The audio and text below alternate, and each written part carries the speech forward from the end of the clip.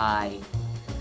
Welcome to Seen and Heard, a new season for Hartford Stage. I'm Melia Bensussen, Artistic Director. Thrilled to be here with you to welcome in the first shows of 22-23, and today to talk specifically about Mousetrap, which we're so excited about.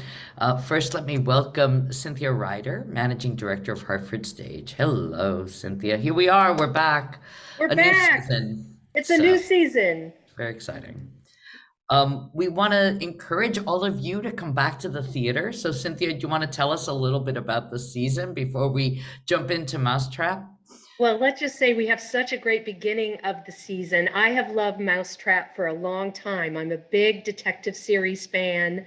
I'll give you a little, the new series I've been reading, it's not new, it's just new to me, is by an author named Charles Todd, which my mother got for me as a little gift. So I read a lot of detective stories. The Thursday Murder Mystery Club I'm reading right now.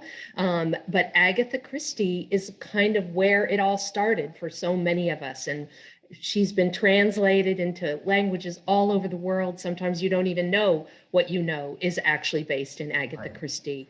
So we hope that everyone will come back to the theater. We need you. We don't make plays to perform them by themselves. They're only plays because we have an audience.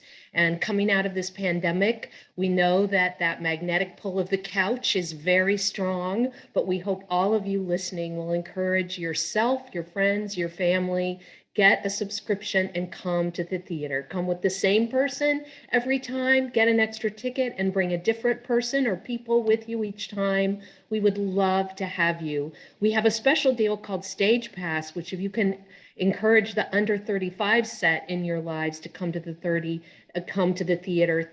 $89 for 6 plays. They can come as many times as they want. They can bring up to 3 friends for only $20 a ticket. It is a great deal. We are trying to encourage more theater lovers for their lifetimes to support Hartford Stage and just fall in love with coming to the theater like all of us did. So we hope that you'll renew and subscribe. Go online. It's really easy online, or call our box office. We would love to see you at the Mousetrap and throughout the year.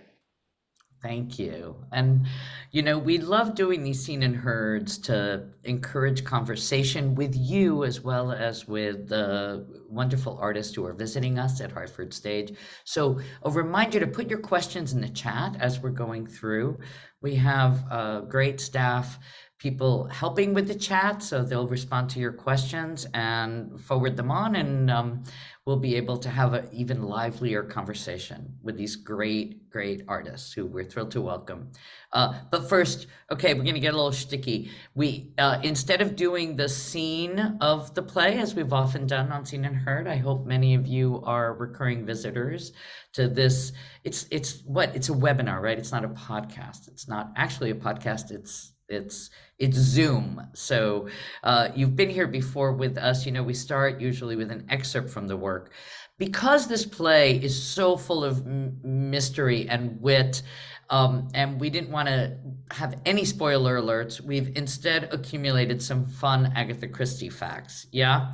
So Cynthia, I think you have the first one. These are So the sort of first little one we wanted to trivia share, about Agatha Christie. So little trivia about Agatha Christie. So first, the New York Times ran an obituary for Hercule Poirot, one of Agatha Christie's famous detectives. They actually ran an obituary when he died. Like Arthur Conan Doyle before her, Christie grew tired of her trademark character, Poirot, and set about having him perish in the 1975 novel called Curtain.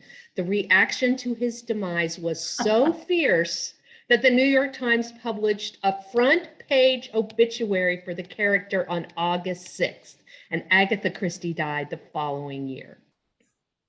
who knew, right? Fictional obits. This is a favorite of mine, and I believe there's, I think, a novel based on this incident. But in 1926, Agatha Christie, who was already gaining quite a bit of fame, left her home without a trace, disappeared.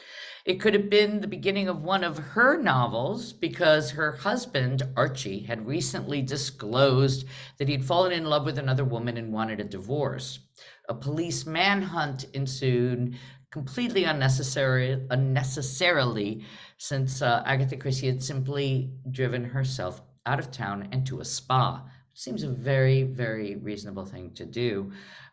The author made no mention of this in her autobiography that she wrote. Some speculated it was a publicity stunt, while others believed the family's story that she had experienced some kind of amnesiac event. So the amnesic event. Feel free to correct me on all these words. All right, Cynthia, one more from So you. one more. Agatha Christie wrote a play that may never stop running. So the curtain first was raised on the Mousetrap in London's West End in 1952. So it is the 70th anniversary of the play, and it never stopped running until the pandemic and started again. It was originally a radio story called Three Blind Mice that was written at the behest of Queen Mary in 1947. So Queen Mary was Queen Elizabeth's grandmother. So it's all So very there's appropriate to some this moment. We could honor Queen Elizabeth by this production of The Mousetrap. So thank you. It's a Thank great you. lead-in. Thank you, Cynthia. I'm I'll be gonna jump online now. listening. Yeah, this will be fun. I'm gonna jump to three fabulous, well, actually four, and you'll see why in a moment. Our extraordinary director, Jackson Gay, our fabulous costume designer, Fabian Aguilar, and one of the extraordinary actors in this piece, Sam Morales. And Sam, I hope, is holding Leo. Yes, we get Sam and Leo. So, what's the Stanislavski book? You know, an actor prepares. So Sam gets to be an actor prepares while holding her young son on her lap. So I think really, really wonderful. Jackson, Fabian, Sam, welcome. We're going to place these great people's bios in the chat so as to not take up time with all their great accomplishments. And we're just going to jump right into a conversation about this really, really fun production. Jackson, can I start with you? When I first called you about The Mousetrap, you had the best response. I said, so, you know, you want to come direct The Mousetrap at Hartford Stage? And you never know how someone's going to react to a title that has a certain renown, right? But you seemed from the very beginning excited about this. So why, Jackson?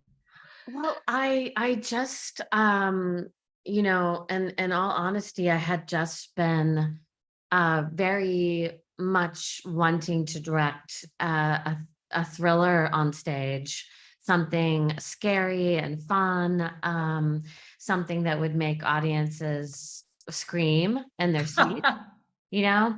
And you know, it's very rare to have those kinds of plays in the theater. People try to pull it off, but often they're not very successful, you know, because it's, as we're finding out in the rehearsal room, it's really hard to do, actually. It's much harder to do than you would think. And so that was basically my response. I can't believe somebody is giving me this chance, you know, to do this. Yeah, it's super, super fun. It's super fun. I mean, it is, you know, this season is very intentionally, as Cynthia said, you know, the magnetic pull of the couch.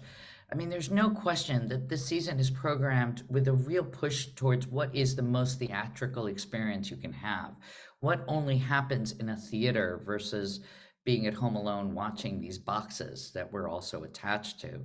So I think that experience of being scared together and being surprised together is really unique.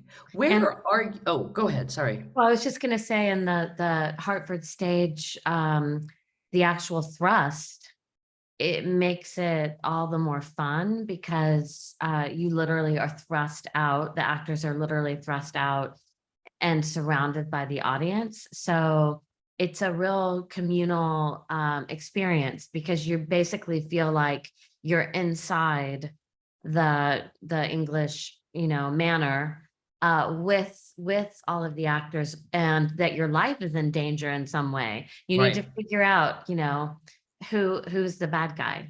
Right. Is the killer going to come and sit on your lap and you know, exactly during the production?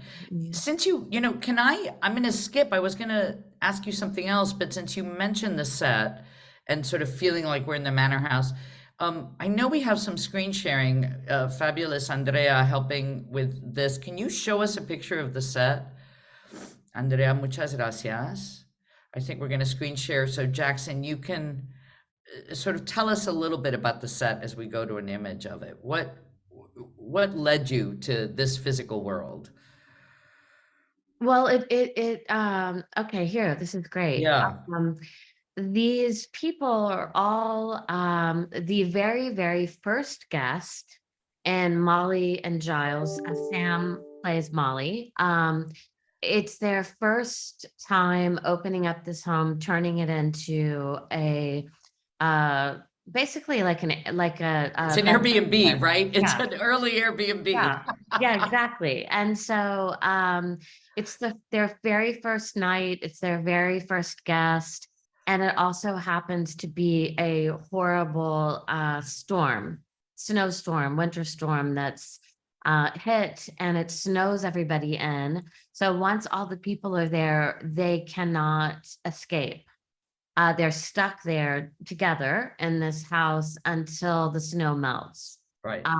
This is an early picture that you're seeing right now. So through the windows, imagine the snow much higher, pressed up against the glass. You just basically cannot leave. They're out in the middle of nowhere. And so part of Ryu Rakushan is the scenic designer. And when we talked about this English manor, we wanted to make it as menacing and old and uninviting in a way, although Mollie tries her best to make it a nice place. But as you can see, there's lots of skulls, there's pointy Weapons, right? Tons of weapons. weapons. Yeah, things in the home that Mollie has inherited from her aunt. And so part of the idea was to really make it a scary place that these people are trapped in, and thrusting it out into the audience only helps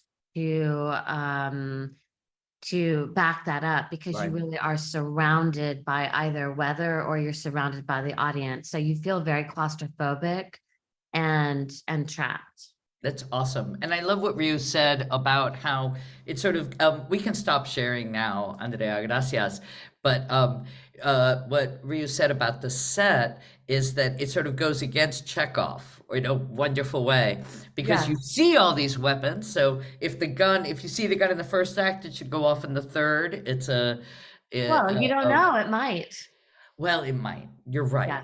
Yes, But the yes. guns on the walls, right? The weapons on the walls are not necessarily the weapons we're going to use or you're going to use. So, oh, yeah, fair, fair. Okay, we'll see. We'll Yeah, see. we'll see. Um, Sam, how's Leo? You good? Oh, he's beautiful. Thank you. Can you tell us a little? Jackson's talking about how it's hard to get that suspense.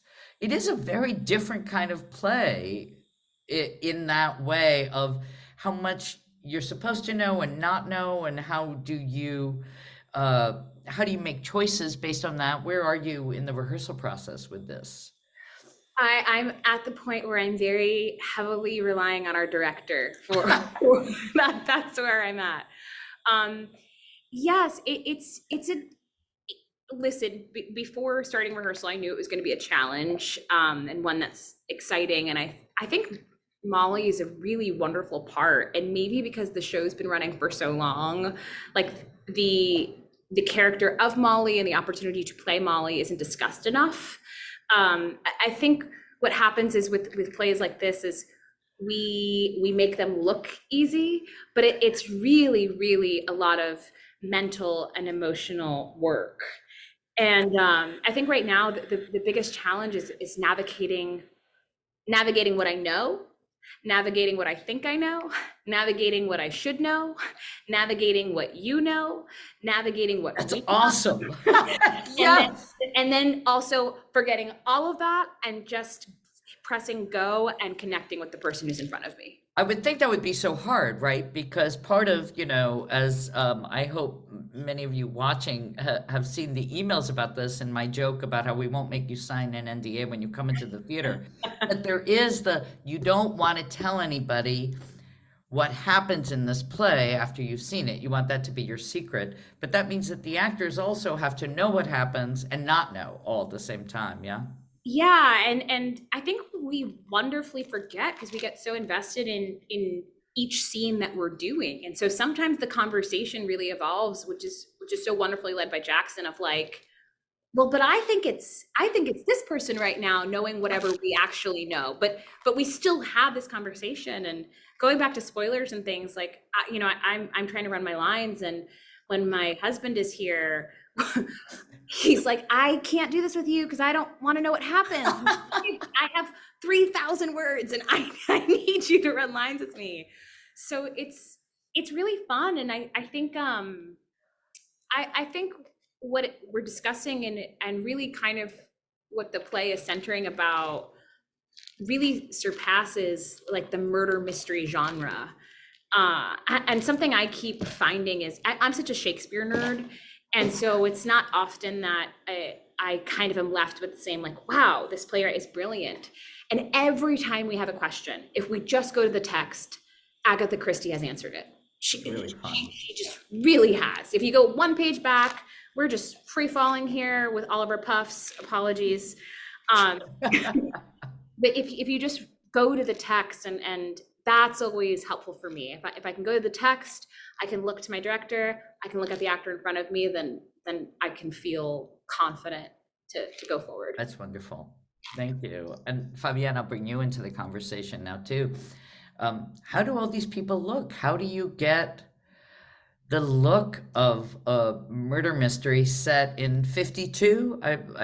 Is that the year? So tell us about your role in all this and what your process has been like.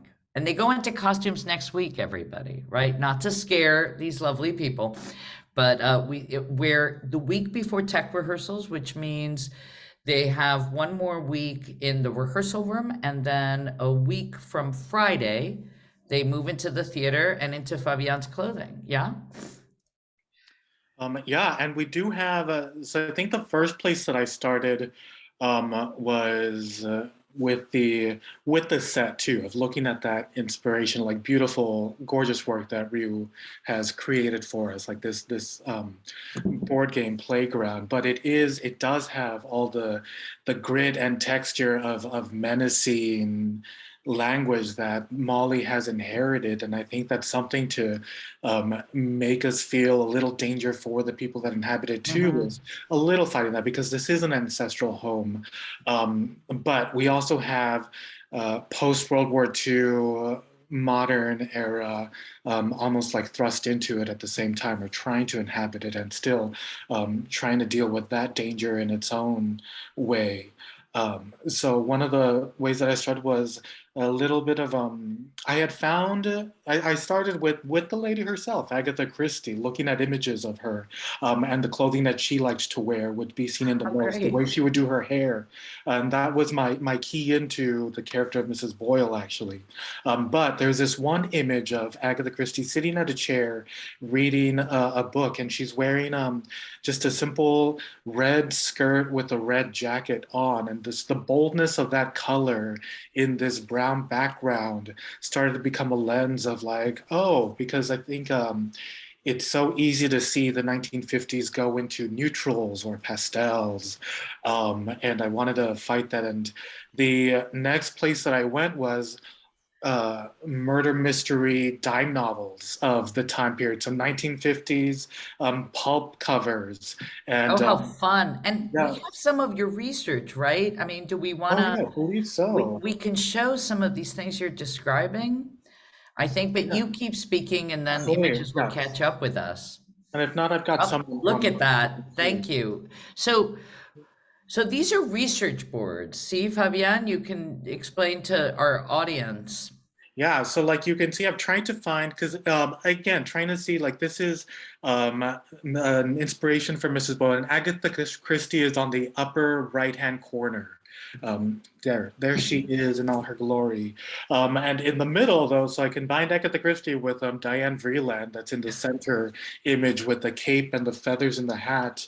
And then that in the mix with the colors I started to see on the left with those greens, but also lush dead animals wrapped around our person's face started to create its own magical language. And remembering that she's a magistrate too, so looking at magistrates from the time period in the lower right. So I kind of take all of these elements from the time period and just see how I can churn them together into one costume and still have, so that we have very different types of people that's still in the 1950s, because I think it's very easy also to see everybody in a suit and tie or a poodle skirt, right? Right.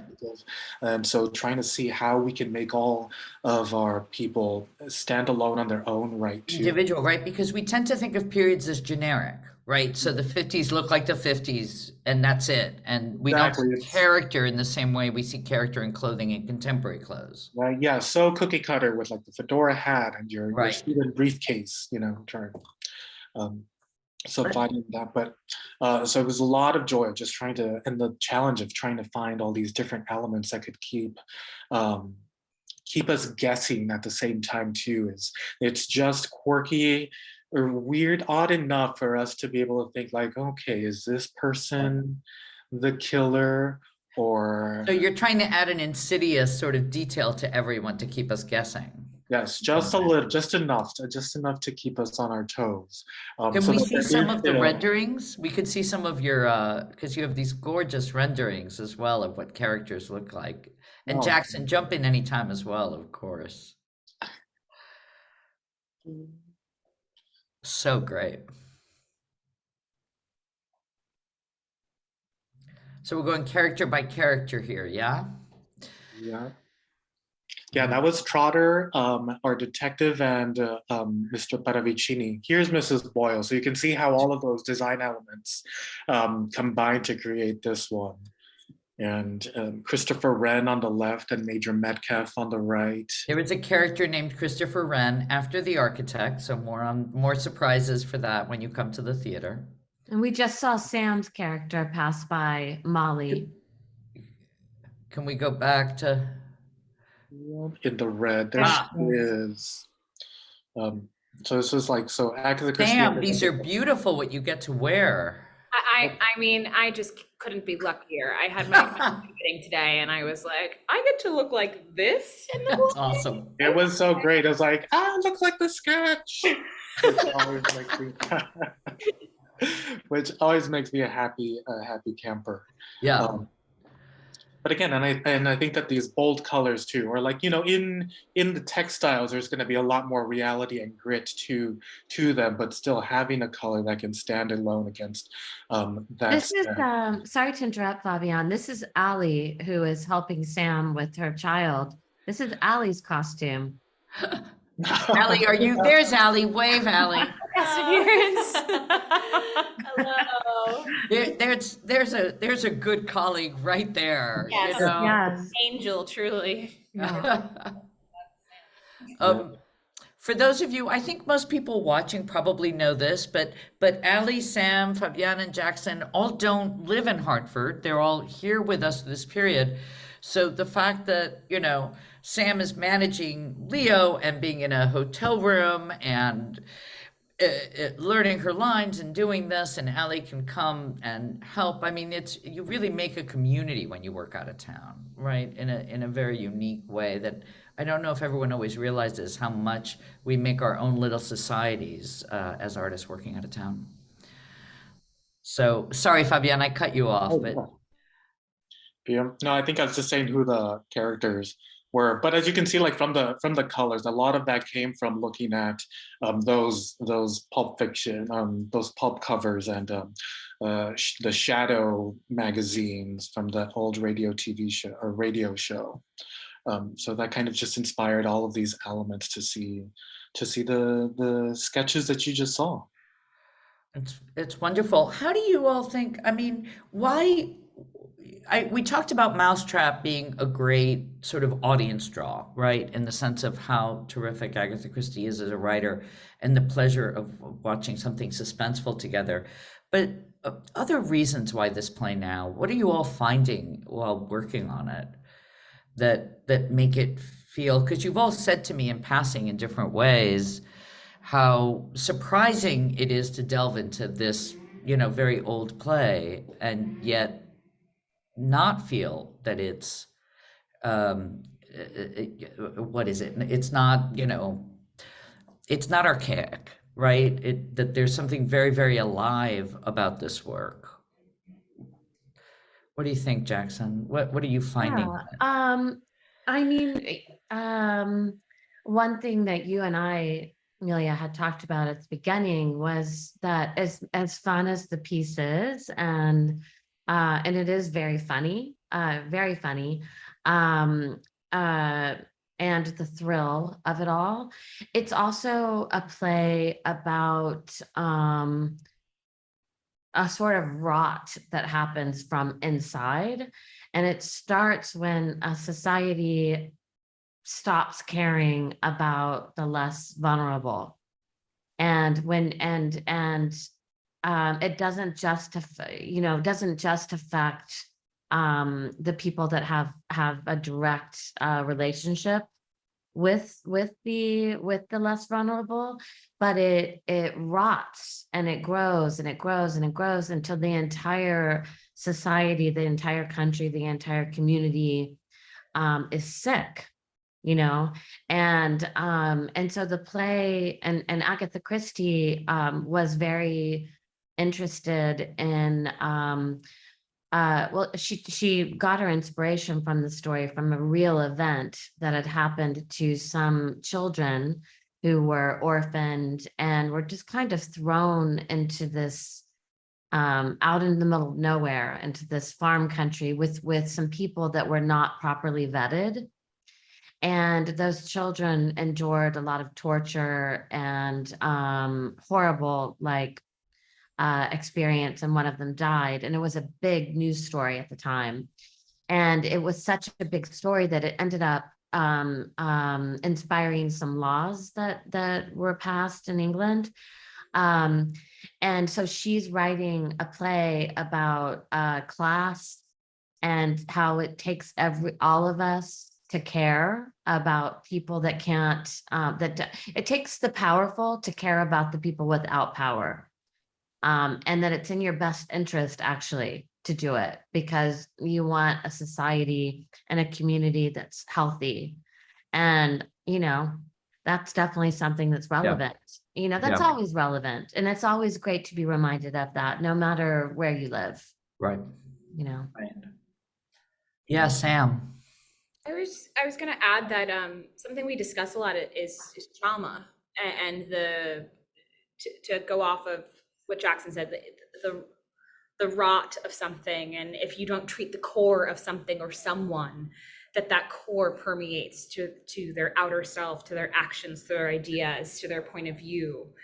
And I don't think, offhand, that's really what I was expecting to discuss. I think even in the title, you think things are going to be simpler and more direct or fun, and they're very fun. We have such funny moments, but when we are talking about real issues, we're really talking about them, and we're really figuring them out together in a very human, messy, complicated way, and that's been a wonderful surprise. It reminds me a little, I mean, if you think about the title and sort of the theme of nursery rhymes inside, that when you actually go into decoding nursery rhymes, how dark and creepy a lot of them are, and how they are speaking to abuse and to, sort of the scary things in the world made into silly, fun chants. And here we have, three blind mice, right, as sort of the one of the core motifs, which is where the title comes from, I think, as well. Yeah. Yeah. We have a lot of nursery rhymes that come up in the text. It is so much about children, this play, so much about children. Yeah. And exactly what you're pointing out, Melia, that those nursery rhymes came from a darker place. Right. Yeah, and if you really stop to think about what are they saying, it's kind of Horrible. scary. It's like Yeah. reading the Brothers Grimm, you know? I mean, it's Yeah. really the terror. Yeah. Fabian, it really links a bit to how you're like finding these elements in each character, no? Yeah, well, I think like the difference between, seeing this in documentaries or films and TV about the foster care systems or any rot in society too, like uh, when you're in the theater though, you are feeling it communally with the people around you. And I think that's the biggest draw of it as well, is that you can not only have that lens to see aspects of humanity, but to really feel it with the room in a way that you can from reading it in a book or looking at a documentary. Yeah. Fabian, how do you design not knowing the cast? Right? I mean, this is so just again to share with audiences. So Fabian's has deadlines and he has to turn in a costume plot and costume sketches. But I look at your sketch and I look at Sam, and as you said, it looks the outcome after Sam is in her fitting, it all comes together. How do you do that? Or I Jackson, it's really you and Fabian together, maybe, but go ahead. that is a great question. I wish I could say I'm just that good, but I don't think that's the answer. I think, well, one, I do have to say that it is I have had the privilege now of like having 3 or 4 times of working with Jackson where I've been working on a script where I need to get through the end. I can't put it down to go get more coffee or to do lunch. Like it just there is something inherently thrilling in the story and the projects that I've done with Jackson that I can already, you have the meat is there as that to sink into and to really see Mhm. these characters, and then also knowing with Jackson guidance how she's seeing the story. Right. I think that just always magically, if you start in a kernel of truth, which for me again started with that just Agatha Christie and the time period that she wrote this play, all the pieces tend to fall into place just like DNA strands, and then you have the outcome in a That's Well, awesome. and Yeah. we are also very much in touch. So after Fabian's has already started and everything, as the play gets cast, I pretty much immediately will text or email Fabian and be like, Sam Morales is playing Mollie. And he's like, send me a picture. So then I go to Facebook and I capture one of her pictures, FYI. And and I take the picture and I like throw it over to Fabian. So it's also just as early as possible, um, getting that Right. information. And there have been a couple of times, actually once in this show, where one of the actors uh was talking about the part and stuff like that, and it's like, well, I want to do it, but I really am thinking of this character like this. And so I talked to the actor about that, and then I talked to Fabian, and we just talked about it again and kind of adjusted the original design to welcome the person that was playing it. That's Who building is, that role. yeah, who's Yeah. going to be bringing what they're bringing. Do you know what I mean? Yeah, absolutely. And so yeah, it is super collaborative. And it's like it's fluid. Yeah, Yeah. it absolutely happened in a collaborative way that didn't feel, I in no way felt that we were compromising any idea we had before. I think that it just added to our story in a beautiful way.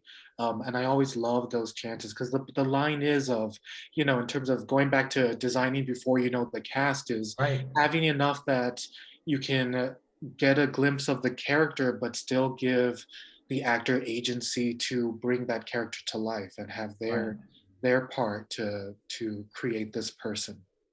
And Jackson, what sort of, and Sam, you can cover your ears for this if you want, but what kind of what were you Now I looking definitely for? don't Right, I mind. know it's a good tease, right? It's but in terms of your casting, what traits were you looking for, just in general terms in this cast? If it's a slightly generic question, but what traits in an actor that facilitate this very challenging work that you were describing?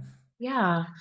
I mean, honestly, it's always kind of the same thing for me, but I think exasperated by the thrust. And when you do a play that's on a thrust stage, it's Which I kind love, and I'm yeah, grateful for your appreciation of the thrust yeah, as I love well, it. you know, Yeah. how immediate. Yeah. It's immediate and it's the that's why you also need a great costume designer because honestly the costumes become the main set piece. I'm glad Rio isn't listening to this, but um because you can't have a lot of furniture because Right. it would block the audience from being able to see the play. So and when you're directing a thrust, there's a lot of movement. There's kind of like constant movement.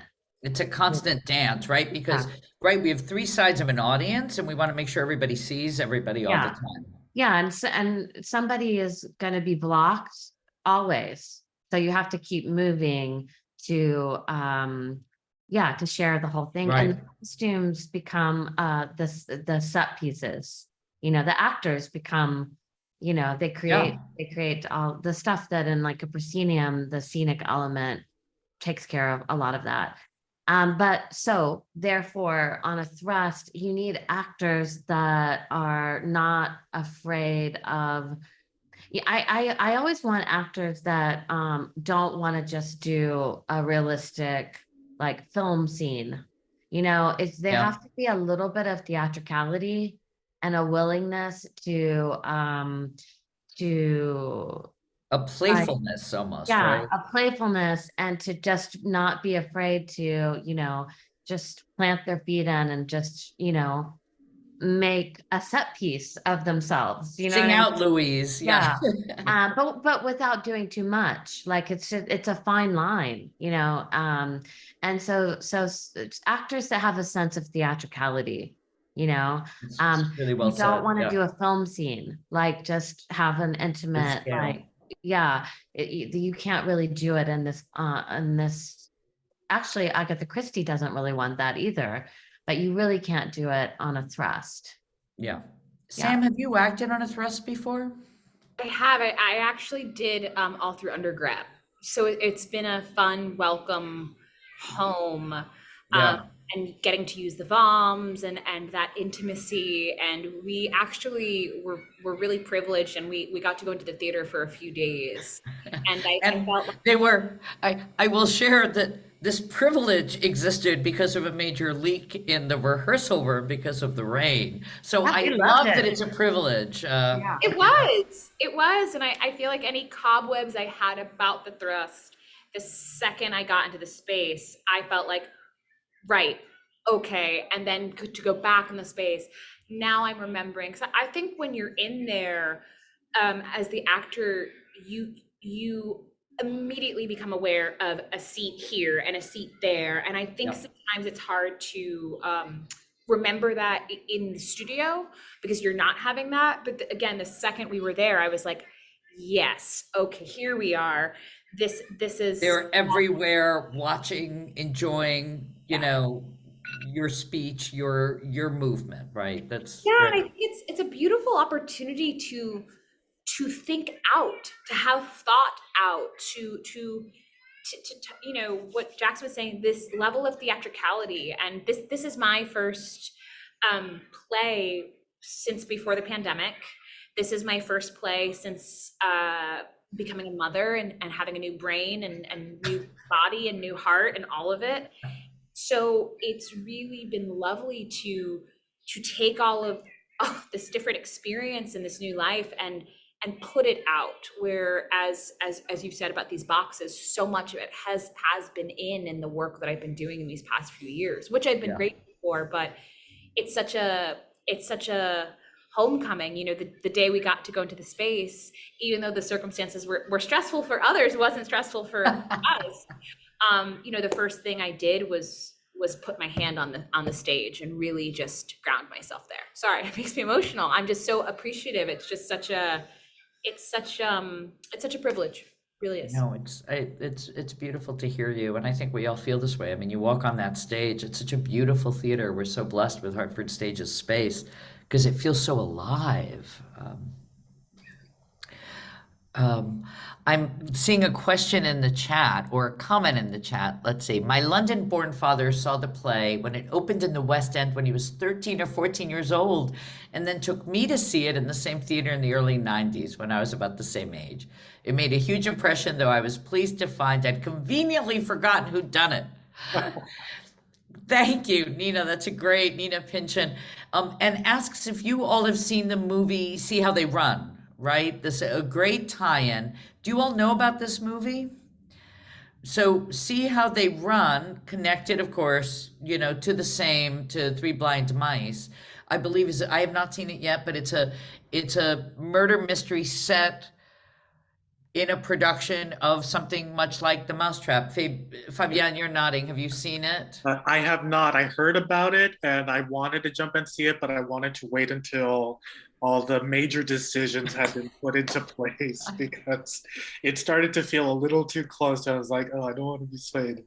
Yeah, it was just screened at Real Artways, someone's pointing out, and so we're hoping to get folks who saw it there to also come see this. It's just such a great tie-in. Yeah, But yeah, so Fabienne, you're worried about the period, right? Because if you get a good idea, then it's like, did you steal it? Right. You had it at the same time. Exactly. Or am I going to fight my instincts or go against my instincts because I saw something else in a movie? Right, and it's and we have in the chat, thank you, Elia, actually set in a production of The Mousetrap in London. So yeah, amazing timing on that. Sorry, Jackson, you were going to say something. No. I just was saying this sounds like a really fun movie night for the cast and all of us.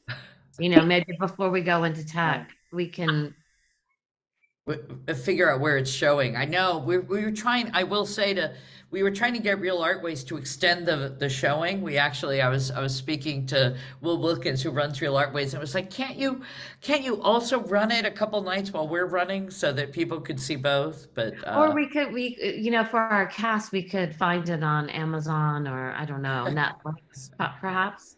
I have a guest here, and all right, Allie, give us the scoop.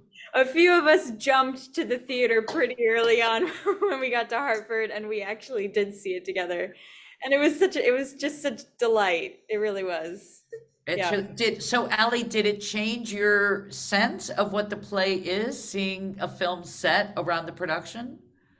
I don't know that it changed my sense. I know that it was more just like we felt more imbued in the theatricality of it, and it just kind of it like steeped us in the world a little bit more and just got us a little bit more excited as a cast. It was early days, so yeah, it was fun. How very fun. So yeah, we saw it. I didn't get to. So there, Jackson, some have seen it. Jackson, you and I will see it. I didn't see it, but I was like, I have a secret that I know. Oh, yeah, I love that. Well, no spoilers. Right, no spoilers, and I'm grateful that Nina, your comment in the chat that you have conveniently forgotten the outcome. So that's perfect. It is something I think. So Nina points out she saw it at 12 or 13. What do you all think about ages? Right? I mean, I don't know if Leo's quite ready for the language, but. I mean, he might know it by heart at this point. That's true. That's true. He might be understudy. It would be amazing to suddenly hear him do some of the lines of Agatha Christie, having heard you. Jackson, what were you gonna say? You mean how? What is it appropriate for? Yeah. What do you think? I think it's pretty family friendly, honestly. Yeah. If probably younger children. It's a language play, and so there is a lot of you have to follow closely It's to about what attention, not about, right? It's really about being Yes, able to follow language, not about exactly. subject Yeah. matter being No, beyond there's you. nothing in it. I mean, there's some stuff in it. Okay, hold on. Let me think So about Jackson, Yeah. I got teased. We had this open house Yeah. a couple of weeks ago, which was wonderful, right? It was your first day of rehearsal, and we had an open house, and I was telling everyone to bring their kids to Mousetrap that there was nothing. And then someone on staff said, "Well, there's." I was like, "Well, yeah, but I do think certainly 11, 12, and up can really." Yeah, because even the stuff that does happen, there's a sense of fun about it. Like you know that it's not gruesome Right. or anything like It that. is so witty. Yeah. I want to share in the chat. So Michael Nathanson, hello. Michael has joined us. Michael was in our production of Lost in Yonkers. So just lovely to have family back. And he says, just wanted to send best wishes and break legs to the cast and crew from someone who also hadn't done a play since before the pandemic. So Sam, really to you, the thrust threw me into the fire and glad it did. It felt like the right way to reconnect to an audience. I think that is one of the gifts of this theater, and we hope of these plays, is that you as an audience, when you come, really feel connected to live performance in every way. There's really no distance between you and these extraordinary people moving and speaking beautifully dressed on stage, right?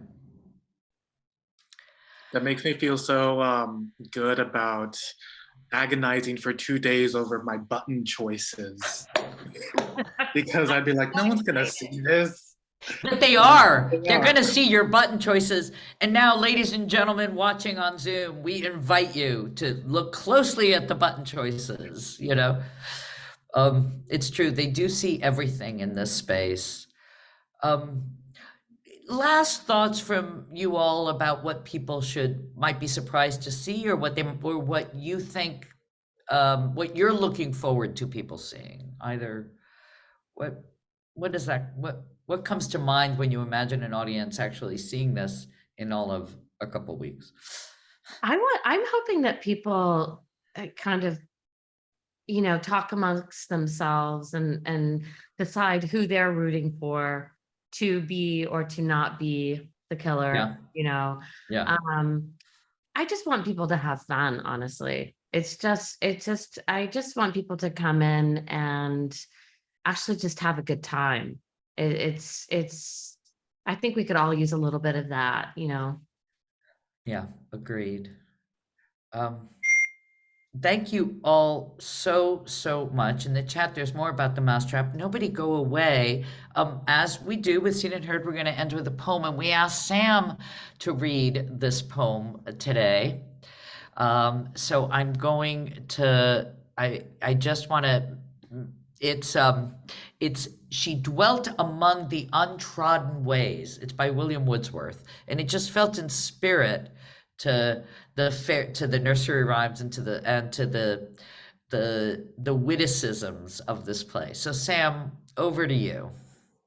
And here's the poem in the chat if you want to follow along. She dwelt among the untrodden ways, beside the springs of Dove, a maid whom there were none to praise, and very few to love. A violet by a mossy stone, half hidden from the eye, fair as a star when only one is shining in the sky. She lived unknown, and few could know when Lucy ceased to be. But she is in her grave, and oh, the difference to me. Lovely. Thank you so much. I invite you, I guess, to raise your hand if you want to turn your camera on and join us for a toast. Fabian, Sam, Jackson, I forgot to warn you all to have a drink handy. That's seltzer. Seltzer counts, yeah. I have seltzer, but also just a little bit of scotch for this one. Good. Have it. So please turn on your cameras, raise your hand if you'd like to join in the toast. Just a community gathering. We started doing this, Jackson, Fabian, Sam, we started doing this during the pandemic. We were doing weekly Seen and Heards when none of us could be at the theater. So I just love this tradition for us at Hartford Stage. I like seeing all the wonderful faces of our supporters, our extended Hartford Stage family. So welcome all as we raise a glass to this first production of the 22-23 Hartford Stage season. Yes, to a great year. Please come to the theater. Please join us. Jackson, Fabian, Sam, Allie, Leo, thank you so much. Thank you for joining us. And yeah, let's raise a glass to this first production. Thank you to the extraordinary staff at Hartford Stage that makes all of this possible. And Andrea, great job running this. It was her first time as our live producer. So, all right. To the Mousetrap, to seeing you all at the theater. Thank you, thank you, thank Mousetrap. you. Cheers. Cheers. Thank you, everyone. See you at the theater. See you soon. Thank you. Good night. Bye, Sally. Bye, Nina. Well. Jackson, Ellen.